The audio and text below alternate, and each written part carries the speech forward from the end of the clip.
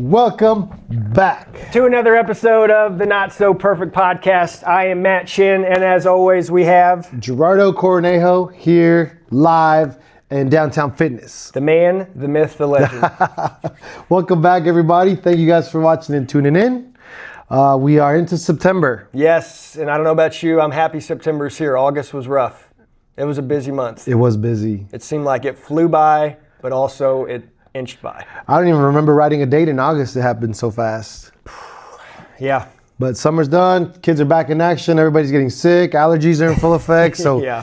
Time to fight and grind. Yep, my parents are just getting over COVID. They had a stint last week, pretty much Sunday through. Mom got it first, and then Dad got it a few days later. So they're finally back on the mends. She texted me this morning and said she's gonna go try and do her exercise class this morning. Okay. So told her to pace herself, Go not kick to some try butt, and Mom. overdo it from being sick. And then Dad, he's starting to feel a little bit better too. But yeah, their big thing is they both got COVID. So first probably 2 or 3 nights they weren't sleeping at night. So that's just making it worse and worse. But they're finally on the downhill slide, hopefully. What is the treatment or All I told them diagnosis? they They didn't go to the doctor or anything. They stayed home and just kind of self-quarantined. But I told them lots of water, double up on your vitamins, get plenty of sleep, get vitamin D. Easy things, 4 things there you can do. Because even if you go to the doctor, I'm not sure if it's not severe. The way I kind of look at it now, it's kind of just like the flu. So Yeah. nothing you can really go to the doctor and get for the flu unless it's something severe where it's it's kind of just your body telling you to rest, yeah reset, Yep. rest. Yeah, so I remember Mom came home from church Sunday not this past Sunday, the Sunday before. Asked her how she's doing. She's like, I'm just kind of run down, a little tired. I said, well, me and Dad are going to brush hog, so we're going to be on the backside of the farm while you're doing that. Why don't you go take a nap and just rest up? She's like, you know what, I might do that. So I could tell she wasn't feeling good, so I had an assumption she's going to be getting sick. But That workout's gonna bring her back. she'll be back in no time. But how about you guys? Kids getting sick? You guys getting Yeah, sick? Jake got just catching the back to school bug last week, and then this weekend got some time off.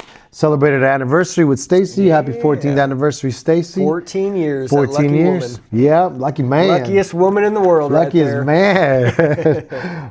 Then we went to Truman Lake on a Labor Day weekend, holiday weekend, and we were on the main channel, and there was about 2 jet skis and like 3 fishing boats. That was it. That was it. Truman Lake is a gorgeous, beautiful place. You saw the pelicans were already there, headed south, so I don't know what that says about winter. Me neither. Bald eagles were in full effect, but it's just a very peaceful, very cool lake. A lot different. My boat was happy to be on a calm lake other than the ocean, the war at Lake of the Ozarks. So, Yep. Still love Ozarks, but man, it's nice to just relax and not have white knuckles while you're driving and your boat just getting hammered from all directions. Having your head on a swivel the whole time. Yeah, a little different, but it was good. It was a good time to catch up with some friends and reset. And Well, the other good thing about Truman Lake too is they don't allow docks, so you got you don't realize how much of a difference that makes when you're used to the lake and then you go to Truman Lake. Yeah. It's like night and day difference. it's just like the state park part of Lake of the Ozarks, but the same size as Lake of the Ozarks. Exactly. Yeah. No, I enjoy it. I've been up to Truman Lake a couple different times, and it's a nice change of pace. Untouched. Yeah. It was just pretty. So can't wait to go back. The water temperature's still like 80 degrees. No, that's not bad. No, so we got a few more months or a few more weeks of boating left and getting out there. But yeah, back in action and back to work. And where we headed today, man? Well, just wanted to talk a little bit about, and this isn't just about recovery in terms of alcoholic, narcotics, whatever addiction things you might be dealing with, struggling with, but this is more for just anybody and everybody that's listening. I was telling Gerardo before we got started here this morning that, I think this is something that everybody should do, whether you're alcoholic or not, because what we're going to talk about today is the 4th through the 8th step of the AA program. And the reason why this sparked me up is I had a client this morning that he's going through, he had a stint of sobriety and then he went back out again and he's back on the sobriety train again, but this time he's in a lot better space. So he's really excited about being back.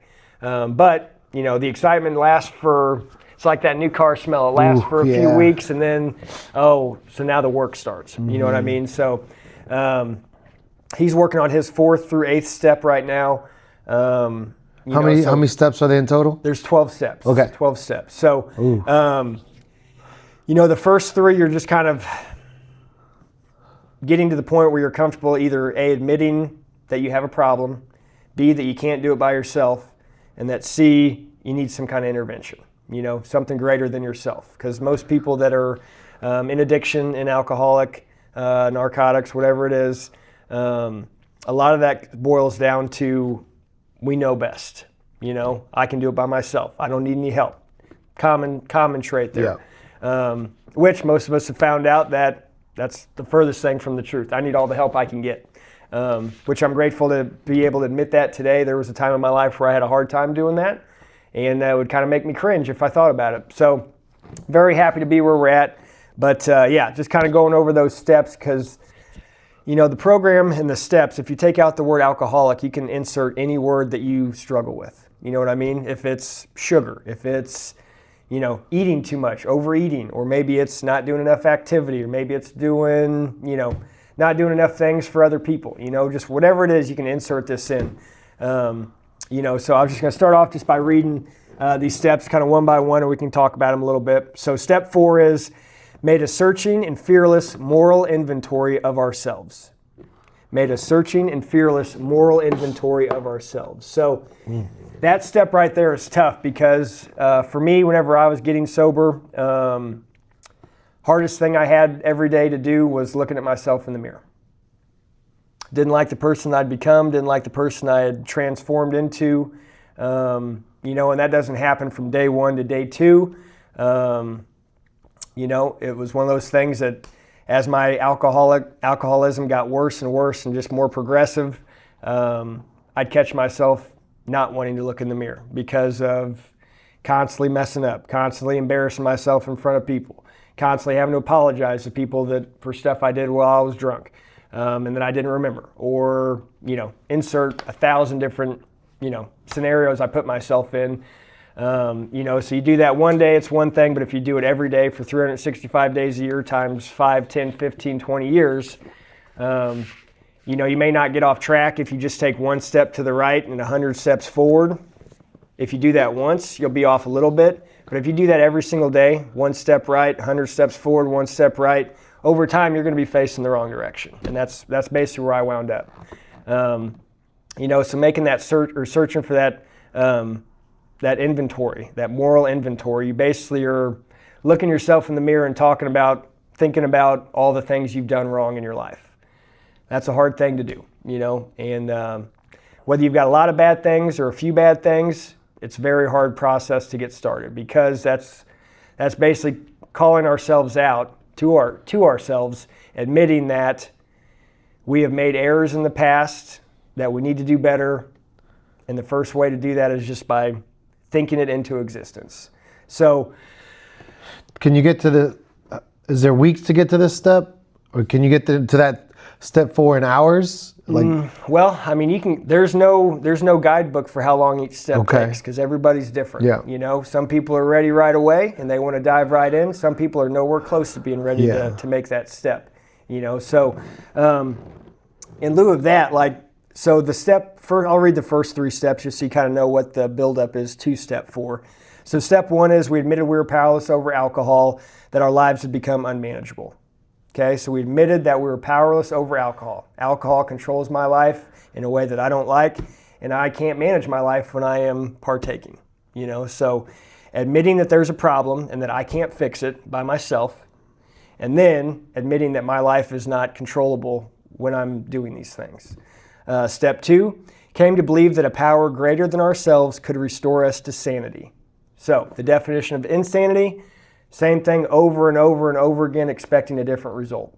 So if you keep going out and drinking every single day, every single night, keep waking up with a direct truck, a ruined relationship, cops knocking on your door, tickets, whatever it is. We were insane, and I can say that about myself. I was a crazy person. Still am on some days, but most days I'm a lot better. So basically having to admit that I can't do this by myself. I need something greater than myself to help guide me through this. And the reason why that is whenever we carry all this stuff and we're white knuckling it, the lone wolf, doing it all by ourselves, all that stuff starts stacking on those shoulders, and it's a lot of weight to carry. It's like having a real heavy backpack, you know. So by asking, you know, inviting God into our life, or not even just God, whatever you need it to be, something greater than yourself. So that could be God, it could be Buddha, it could be insert, whatever it is that's greater than yourself that you can use to help alleviate some of the burdens we're carrying. So basically for me, that meant inviting God back into my life. I grew up Catholic, so I've always had a very close relationship with God, but then over time we grew apart, and largely due to me thinking I knew best, me thinking that I had all the answers, that I didn't need any help from anybody, including God, which was the furthest thing from the truth. But the more I kept believing that, the further we grew apart, and the more unmanageable and insane my life became. So that's the important part of that step in step 2. Step 2. Now, step 3, made a decision to turn our will and our lives over to the care of God as we understood Him. Made a decision to turn our will and our lives over to the care of God as we understood Him.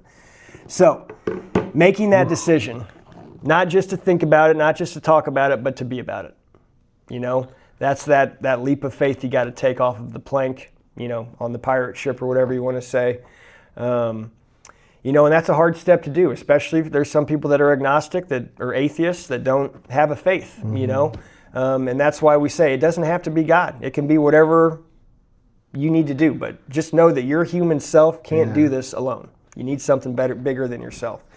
So those 3 steps kind of lead into that 4th step. Okay, so you've invited God into your life, you've invited your higher power into your life, whether it be for a first time or whether it be for, you know, long absence. So now you've got this relationship with someone that knows more than I do. So step 1 of 3 is just getting your mindset. Setting up, preparing your mindset. Yes, just admitting. Because the real work is admitting there's a problem. Yeah. Admitting that you can't do it by yourself, and then admitting that if you continue to do this, your life will continue to be unmanageable, insane, out of control. Insert all those adjectives you want. And then step 3 is inviting God to be a part of that journey. You know, so there's a lot in those first 3 steps as it is. Not necessarily on paper that you can show production charts and, you know, this is how much. A lot of it's just internal dialogue, you know, and a lot of quiet time, or a lot of time where you can sit there and really think about it and just soak it in, you know. Are you ready? Because you know what? A lot of people aren't, you know, and that's okay. And you can keep going to meetings, you keep doing all the things, you can still find success. And then one day you will be ready for that next step, whatever it is that you're on, you know. So it's not one of those things where it's like 1 week step 1, 2 week step 2. And for me, I needed to hear that, because for me, I see 12 steps. Well, my competitive mindset is, what's the fastest anybody's ever gotten? Steps done? You know, because I'm going to beat it by 3 days, whatever it is, you know. But so I needed to hear that up front. Like, this isn't a race. Like, here's the deal. Like, you're not going to get to step 12 and then we give you this certificate, this sash, this ribbon, this crown. Like, you just start over. Like, and it's just cyclical, you know. Every year you need to go through different parts of these steps, and just because guess what? Once you do it once, the next time you go through those hard steps 4 through 8, they're not going to be as hard, because guess what? You've already unloaded a lot of that baggage that we had before we got here, which is most people's what holds them up the most, or at least it was for me. Just because my list the first time through was front, back, new page, front, back, new page, front, back, and you know, so now that I've been sober since then, I've still made a lot of mistakes. Not going to say I haven't, but lesser and lesser. You know, I don't make those same mistakes over and over and over again. I correct my mistakes, so I make them less and less and less. And again, you're going to progress your way through that. You know, as you get better, you're going to hold yourself to a higher standard. You're not going to let yourself get back to where things were. You know, so for me, I got lucky. Just being in the AA program, but just getting to be around people that are working through their sobriety, you know, not just in AA meetings, but in my gym this morning. You know, I had that guy that came in, and he's really been working, you know, and we've been talking about it every workout, and just kind of shedding a new light on it from my perspective of things. And he's even told me today, there's a couple things I told him last week that he has not been able to get out of his head because it's he's never looked at it that way, you know? Okay. So it's looking at the same picture, but being at a different angle or different from a different vantage point. You know, but again, it's just trying to find that way you can relate it to your brain to make it make sense. You know what I mean? So, you know, when I hear these people come in and talk about their early sobriety and their early struggles it brings me right back to where I was whenever I was at you'll never forget 4 that. months, 6 months, one day. And it reminds me, and I need that reminder because even when things are really good, you'll find yourself kind of sitting back and getting a little relaxed, you know? So whenever I get to hang out with people like that, that are constantly reminding me of these things that I did just 6 years ago, you know? It helps keep me in check. It helps make me, all right, let me make sure I got everything in line here, make sure I'm dialed in like I need to be and not skipping things here or that. You know, so it's one of those things that's just important to constantly be practicing and practicing and practicing, Cool. you know? So for me, knowing that, hey, the finish line is when you die, like for these steps. So like, that's your time span, you know, that's the frame you have to work on this stuff. So for me, that kind of took that pressure off of like, oh, I don't need to rush every single step to just check the box and keep moving forward. I'm gonna make sure I'm diligent, I'm very thorough, and just making sure I don't forget stuff, you know? So it's an important thing. So going back to that fourth step, when we're making a searching and fearless moral inventory of ourselves. So, you know, whenever we look at ourselves in the mirror and we have maybe things we're ashamed of, or things that we're resentful of, or maybe there was an instance where somebody did something to you. Yeah. It's not all about what you did to others. It might be resentments that you're hanging on to that your dad did to you when you were a kid, or something that your mom said to you when you were a teenager, or you know, things you saw while you were things growing you up. saw, yeah. Maybe it was spousal abuse. Maybe it was your dad being an alcoholic and being mean and angry and violent. Maybe it was, you know, having friends over and dad's passed out in the basement and you got to step over him to get to the living room. You know what I mean? And your friends all got to do the same thing. That's embarrassing. You know, so it's not all just that one-way street of the things that I've done, but things that have been done to me that may have led to my behavior being a certain way. Just from those learned behaviors that we have as a kid, you know, and a lot of trauma that you experience as a kid that, you know, you don't remember it being as bad as it was, but then you actually sit down with somebody and start talking about it. Because I don't think you knew how to comprehend it. No. You had no idea. No. Oh, this is normal. Yeah. This is what happens. This must be what every household looks like, you know? It turns out mine was so much different than all my buddies and friends growing up, but you don't grasp that until you get a little bit more mature later on in life. So, you know, with that moral inventory, it's something you got to do a lot of internal reflection, you know, and a lot of people don't like that because it's uncomfortable, you know, and we've talked about uncomfortable before. You got to be comfortable being uncomfortable, you know, because that's where that leads to growth, you know, and usually in good ways. You know, so by going through that moral inventory, it kind of gets you prepped and ready for the steps to come, you know. So if you're in a good spot on step 4, then you can make that next step to step 5. You know, and I would kind of consider that fourth step almost like that fourth and fifth step almost like a confession, you know. So we're a pretty Catholic community here, Christian for sure, Catholic pretty strong as well, but it's like going to confession, you know. But instead of doing it with a priest or someone from a religion, you're doing it amongst other alcoholics that, you know, generally have more sobriety than you do, you know, someone that's got 10 years, 15 years, 20 years, maybe 5 years, you know, but someone that's been through the steps, that knows what they're doing, that's okay to sponsor and do all that stuff, because the steps are only going to get harder after you get over step 4, you know? Okay. So step 4, made a searching and fearless moral inventory of ourselves. Confession. Okay. The AA way. Mindset confession. 5, admitted to God, to ourselves, and another human being the exact nature of our wrongs. So that's where we go from making that searching, fearless moral inventory, we put that on paper. Okay, so step 5, we're putting all that stuff we were internally reflecting on, writing it all down. Because one thing is to think about it, it's another thing to write it down. That's almost like the journaling aspect of how that helps alleviate stress and buildup of stress and all that stuff. And eventually, once we start writing it down, then we've got to, because again, that's that next step. If we can think it, that's one thing. Then we can write it, we can see it, that's another thing. And then the other thing is to speak it. Mm-hmm. So it's kind of that progression of like, thinking about it's one thing, that's hard. writing it down is a little bit harder because then we got to actually look at what we did, and then talking about it's even harder because that usually means we got another person in the room listening to us along with God. So when we get to step 5, that was one for me where I was, so I went through my 4th and 5th step while I was up at Boonville at rehab. And I remember I got to that point where I needed to do step 4 and 5, and I would just sit and stare at a blank page with a pen in my hand for hours, and I couldn't get anything down. Now keep in mind, not because I couldn't think of anything I did wrong in my past, but so you got to think at this point I'm probably like 3 weeks sober, so I hadn't had anything to drink in 3 weeks. My brain is 1,000% crazier than it was when I came in, because now my brain wants what it can't have. So now I'm trying to manage that with trying to learn these steps and get sober and stay sober. So again, it's that process of like, boy, why couldn't you think of anything? It's because you got 7 different hard rock songs playing at the same time, 24 hours a day, and then someone's asking you to write down the lyrics of each song. That's how my brain was throughout. I mean, even leading up to when I got sober, it was nonstop, but just about alcohol on rinse, wash, repeat. Alcohol, alcohol, alcohol. Before work, after work, during work, what are we going to do? When are we going to do it? Which will drive you crazy and insane as well. So again, when we're sitting there and we got to talk about these things that we did, I had to find a different route because I couldn't do it because my brain was too loud. I couldn't be in quiet. Even if I was in a quiet room, inside it's just chimes and that monkey just banging those chimes back and forth. So I decided to walk the outside skirt of the property that we're at for rehab, and I found out 3 laps was a mile.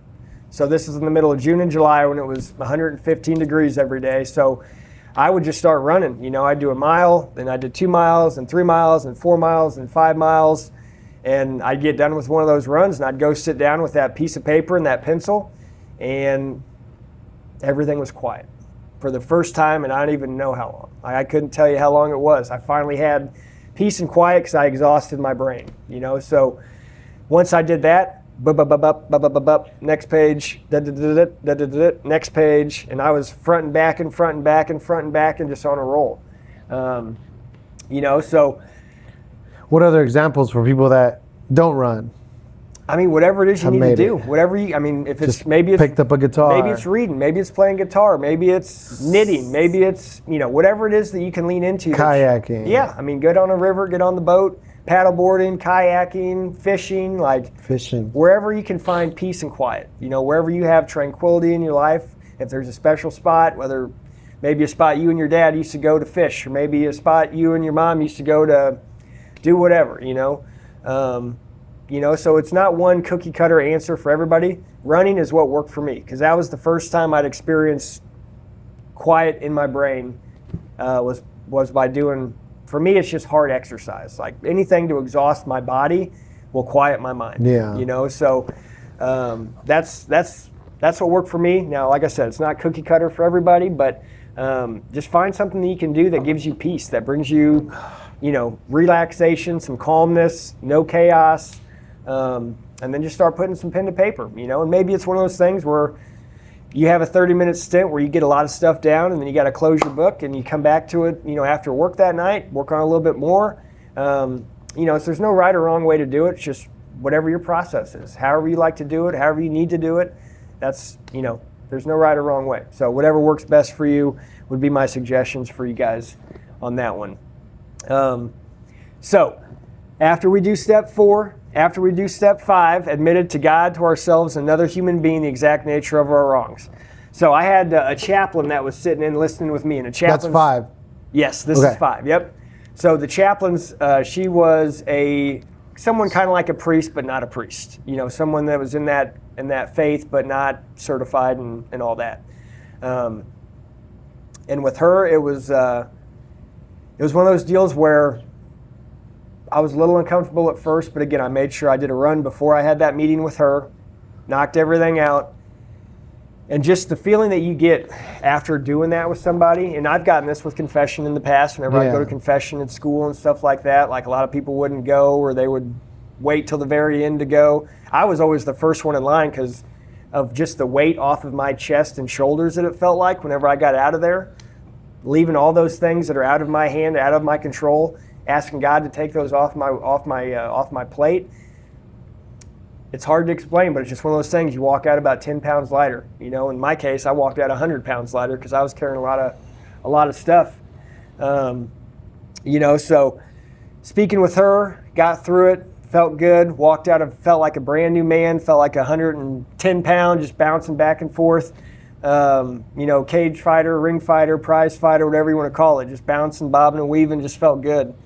And we had another class later on that day, and it was a different counselor we had given this talk, and he said his first thing out of his mouth, and I don't know if it's because I don't know how he knew this, but maybe it was coincidence.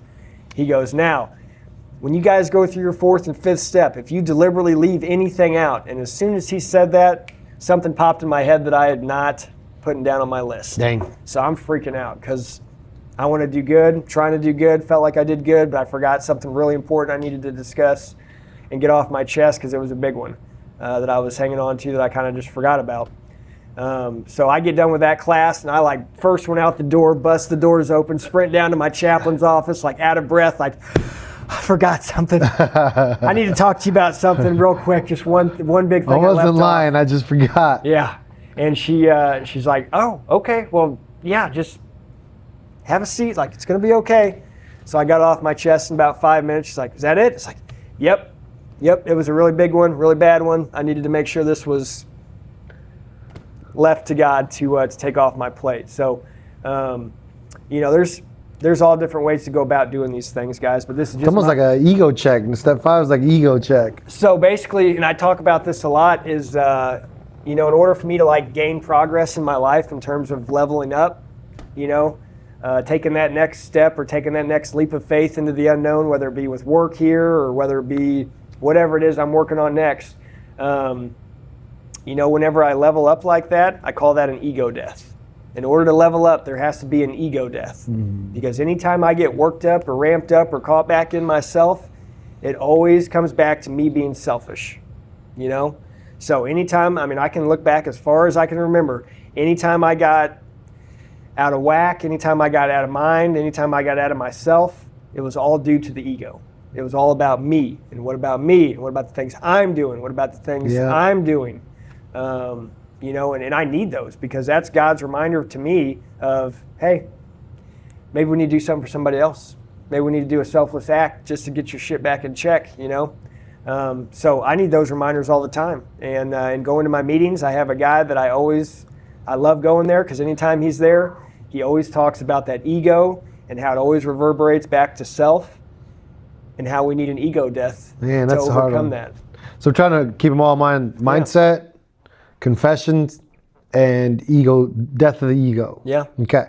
Yeah. Maybe it's that thought that you're never wrong, you know, and maybe you're not a lot, but you can't say that 100%. That you know more than everybody else, Yeah. and you're always right. Well, and here's the thing. Anytime I thought I knew an answer about something, and I don't know if this is divine intervention or if it's just how the universe works, but anytime I have an issue that I got going on, and I'll go to a meeting in the morning and, you know, maybe get some clarity or maybe just hear some other people talk, make me feel a little bit better about where I'm at. It never fails. It always comes up in a meeting, someone I'm talking to before the meeting. Yeah. There's always an answer, and is it the answer I'm looking for? Maybe, maybe not. Maybe it's not the answer I thought I was looking for, but maybe this person said it in a way that I can shift gears and look at it from a different angle, different point of view. And anytime I do that, it's like, so again, there's another daily reminder that I have of, you don't know everything, you don't know all things. There's so many other people out here that know so many more things in terms of how to look at things in a different light, in a better light. You know, so for me, it's just, again, those daily activities I got to do to keep myself in a good spot, you know, and that's meetings, that's going through, hanging out with other alcoholics, just talking our experiences, our strength and our hope, and in giving that person some experience, strength, and hope, I gain some in return, you know, so very important that, that you take all these things in stride. You know, so with that being step 5, we'll go to step 6. which is we're entirely ready to have God remove all of these defects of character. So this one's, I'm going to be very honest and very real with you guys on this one. This one was the one where after all the internal reflection from step 4, and then step 5, and then now step 6, it basically made me realize that before I got sober, I had turned into a narcissist. I was somebody that used women as objects and trophies, and in doing that, I created a lot of trash on my side of the street that needed to be cleaned up. Very good people that didn't deserve to be treated that way. So for me, that was probably the hardest aspect of things I had to get over with, because, you realize how far back I was acting like that. And, I thought at the time I was cool, popular, insert all the things we try and do starting in high school and then into college and in the real world. And it seemed like the more cooler, the more popular, the more whatever I was trying to do, I kept getting further away from my main objective, my higher power. And it seemed like the more I was doing that, the more I was creating that separation between me and God. And where did it lead me? It led me down a road with 4 DWIs, terrible relationships with my family, my friends, like I said, female relationships I was having. And you know what? Was I wrong in every one of those aspects? Maybe, maybe not. But I was a lot more wrong than I was right. And, that's a hard thing to, again, that's when you're looking in the mirror. These are all the things that you're having to come to grips with. And it's not easy to do that, because it's, you're calling yourself out on your own bullshit. And a lot of people can't do that. Step 6. Mm-hmm. Yeah, a lot of people can't do that. And that's where, so even if you're not an alcoholic, but you're going through these steps just to try and better yourself, a lot of people get stuck on that step right there just because, now multiply that by being an alcoholic or a freshly sober alcoholic. Yeah. It gets to be a lot, because what I find a lot, especially in these people that get hung up on making it to some of these steps that we're talking about, is they have so much child trauma, whether it be rape, abuse, physical violence, alcoholic experience, upbringing, whatever it is. That stuff has scarred these people so bad that it's gonna take time before they can even get to a point where they're comfortable looking themselves in the mirror, because even though they weren't the ones that brought this upon them, they had to experience it and go through it every day for how many years, so even though they look in the mirror and they don't necessarily think they're to blame, they do. They think they had something to do with why they were treated that way, why they had to watch that every day, why they had to go through all the stuff that they went through. Yeah. And I've talked about it before. I thought I had this story that everybody was going to be blown away by whenever I got to rehab and we're introducing ourselves and tell a little bit about yourselves. Yes, wait till you hear my story. Yeah, well, and the first 2 girls that spoke, they were like 20 and 21 years old, and they were both abused by fathers, stepfathers, uncles. And my story is nothing even remotely close to that. Not even on the same page. So I heard those 2 girls speak right away, and to me, I went from being like this, ooh, call on me, to I'm going to sit back and listen. Because as bad as I thought everything was for me, there's people that have it way worse than what I did, So it just puts in perspective, and it's a hard thing, it's a hard step. And being able to admit that I used to be a narcissist, that I used to be, looking at women as objects and trophies instead of actual people, that's a shitty person, and it's hard. It takes a lot to be able to look at yourself in the mirror and be okay with who you see back, especially after you go through these steps, because it's hard. So that's where step 6 takes you. Repeat step 6 again? Yeah, so we're entirely ready to have God remove all these defects of character. Okay. So in having that conversation with that chaplain and God, and then making it to step 6, now you're going to have a conversation with God. And I did this in the chapel at Valley Hope. And, I asked him, I'm ready to have these defects removed. I've analyzed everything, noticed the errors in my ways. I'm going to do better, but I can't do this unless we take some of this weight off my shoulders to move forward, because it's like I was stuck in concrete. So once I asked him to do that, it's just one of those things. You just feel this, whatever you want to call it, just dissolve up in the atmosphere, and all that weight is just off. And it's a feeling it's very hard to describe. So yeah, I guess I would consider that more of like an out-of-body type experience there. I can see how that could take a while to get there too, though, man. Yeah, I mean, because again, if you're not ready, you can't force the issue on it. Gotta be ready. You have to be ready at your time, and everybody's different at different times, and that's okay. It's not a race, and I'll repeat that because I needed to hear that, because I always look at everything as a race. How fast, how much, how whatever it is. So it's definitely one that it takes time, and it might take a couple months of you just sitting with your sponsor, just talking about, being okay, comfortable talking about these hard things you went through, whether they be your fault or whether it be something you grew up in.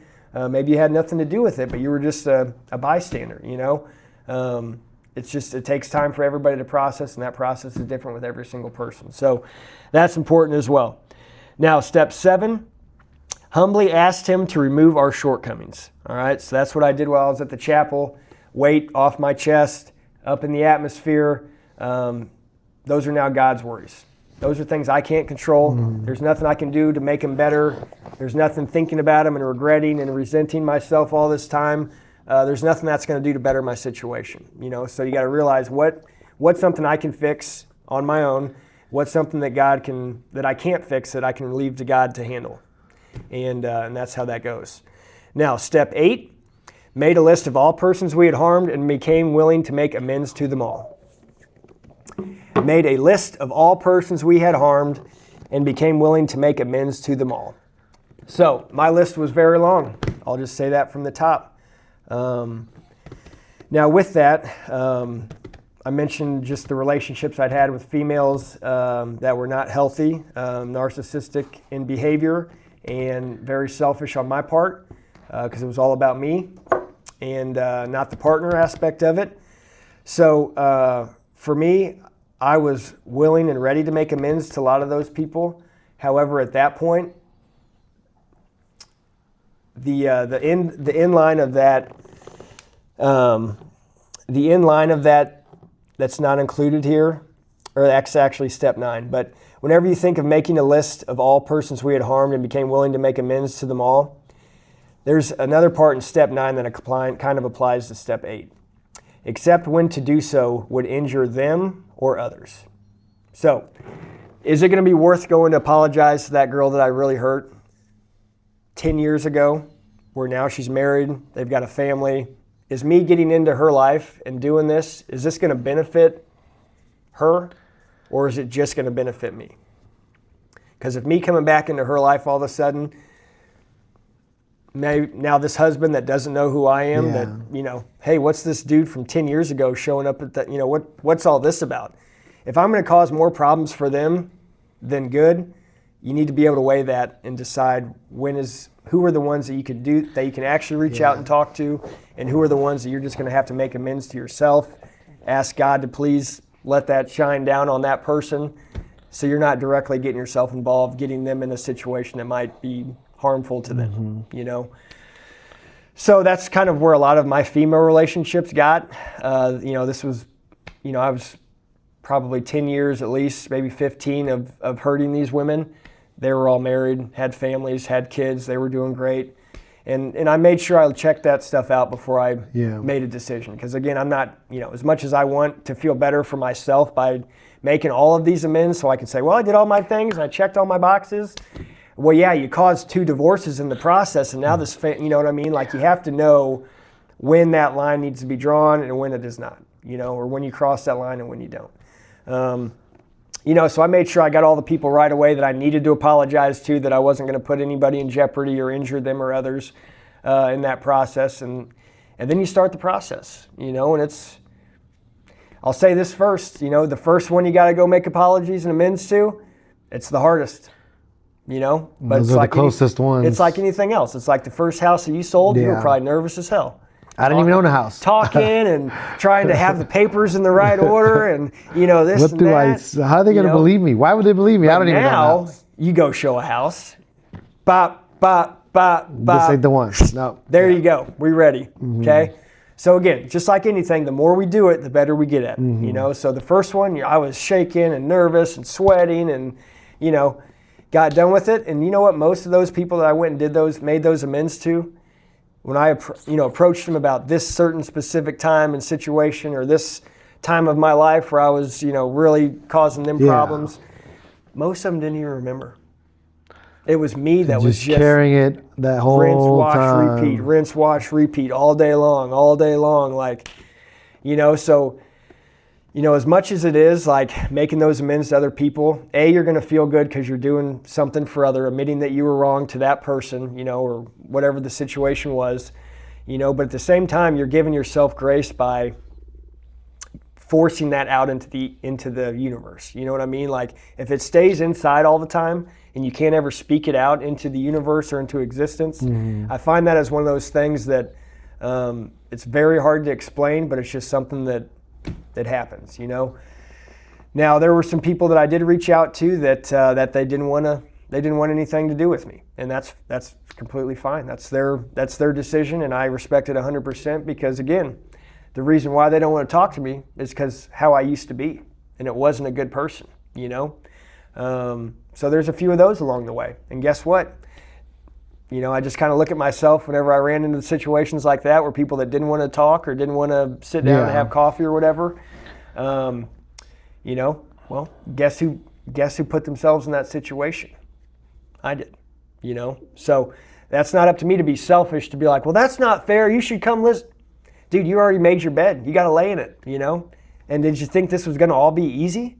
Because there hasn't been a single step that I've read that is just like, oh, all right, we got a freebie. Like, no, it kept getting harder. It keeps getting harder. But it's a progression thing, You first start by just admitting you got a problem. Like, that's the hardest part for most of us. It's just taking that first step, admitting that there's a problem and that we're part of the reason, So, again, just kind of going over that, made a list of all persons we had harmed and became willing to make amends to them all.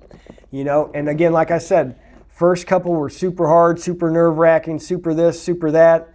But 95, 99% of the people, don't even worry about it, man. Like, we were doing it, like, I was doing the same stuff too. Like, we were all running together doing, I'm like, I know, but I need to make this right. Yeah. And how cool of them to accept that too, because dude, I tell you what, there were more tears in a lot of those than there were throughout the other steps, because it's one thing to have a conversation with God. We can't see him, we can't feel him, we can't touch him, we just know he's there, But it's another thing when you're talking about your closest friends, the people you would just, lunch plans that you just never showed up to because you were hungover, alcohol poisoning, car, you didn't know where your car was, like, just you name it. Like, that was my day in and day out for forever, and it's not sustainable.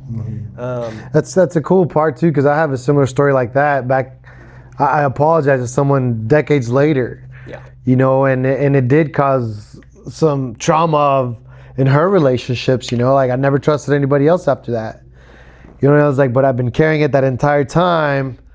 I'm so sorry. Yeah.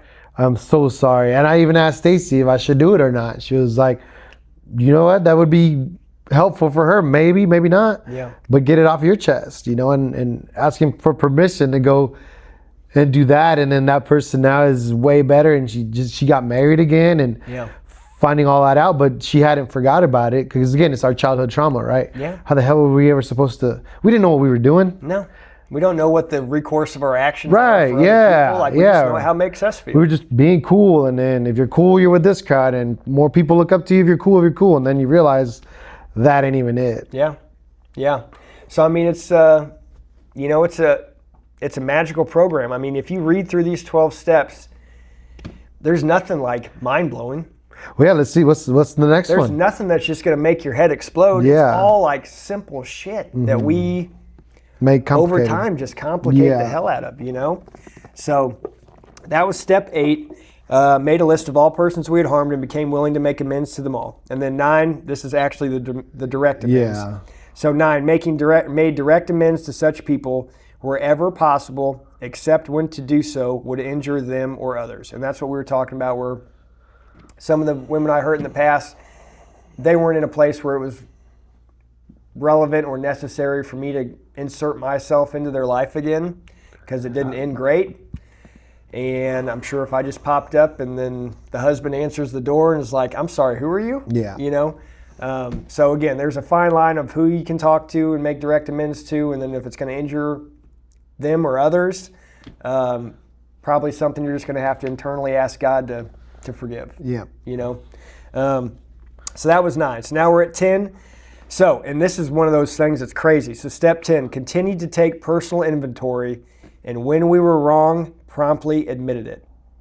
Now notice it says we are continuously taking that daily inventory. Did I injure anybody? Did I hurt anybody? Do I have to make any amends to anybody? And if I do, notice how it says, I love how the wording is on these, even like the 12 steps and even the big book, that just the language they use, because they're very specific.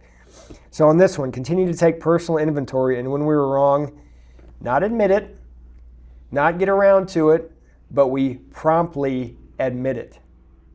So experience number 1 for me on that. So after I got out of rehab, I was my boss, Rob Agee, took me back at Madison's Cafe. So I was back to working there as a front of house manager. And I remember we had a busy Friday or Saturday night, whatever night of the week it was. It was really busy though. And we usually have like 2 or 3 high school hostesses, you know, that help with to-go orders or answer the phones or, you know, a variety of different things. And there was a girl that pretty shy, pretty quiet, couldn't, you know, very timid, wasn't very assertive. And we're super busy, and I'm multitasking, doing 13 things. I got a phone here, I got, you know, I'm writing down the wait list. To-go orders. And I look and I see her just standing there, just kind of frozen, you know. I was like, hey, you know, I'll use a different name. Hey, Alice, like, come, let's go. Like, did you go check on that to-go order? Like, come on, we got to be moving. Like, there's no time to be standing around doing nothing. Like, come on, go back and check on that to-go order I asked you to go check on. And then, like, I have 5 minutes later, I have another girl come up like, hey, did you say something to Alice? I'm like, I asked her to go check on that to-go order like 3 times. Why? Well, she's in the back crying.